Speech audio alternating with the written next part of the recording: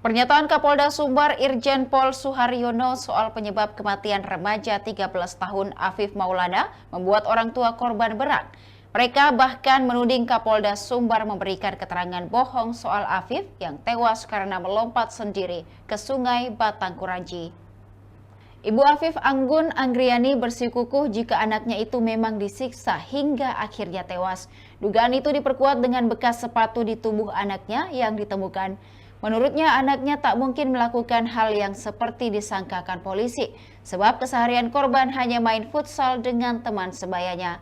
Hal yang sama juga diutarakan sang ayah Afrinaldi. Ia melihat bekas luka akibat penganiayaan. Bahkan dari kesaksian temannya, Afif saat itu dikejar dari arah Balai Baru sebelah kiri jembatan. Oleh karena itu, ia menilai jika putranya itu melompat, seharusnya saat ditemukan posisinya di sebelah kiri bukan di tengah jembatan. Terjadi. Karena di dalam pemeriksaan ini terpisah antara 18 orang yang sedang diperiksa dan diamankan di Polda atas penyerahan dari Polres dengan satu korban yang ditemukan di bawah jembatan Batangkuranji wilayah Kota Padang. Jadi ini mohon nanti akan kami jelaskan saat press release secara umum.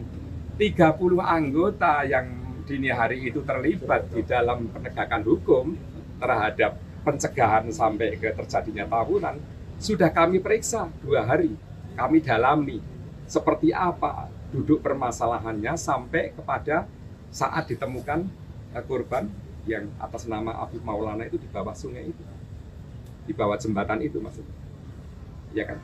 Itu perlu pembuktian yang akurat, perlu penyelidikan dan penyidikan yang akurat. Jadi tidak bisa kita menyatakan sesuatu yang terjadi itu tanpa fakta. Ya, ini perlu kami luruskan di sini. Saya selaku Kapolda akan sangat bertanggung jawab di sini kalau ada oknum anggota yang memang terlibat di dalam penyimpangan itu. Kami masih memproses ini internal.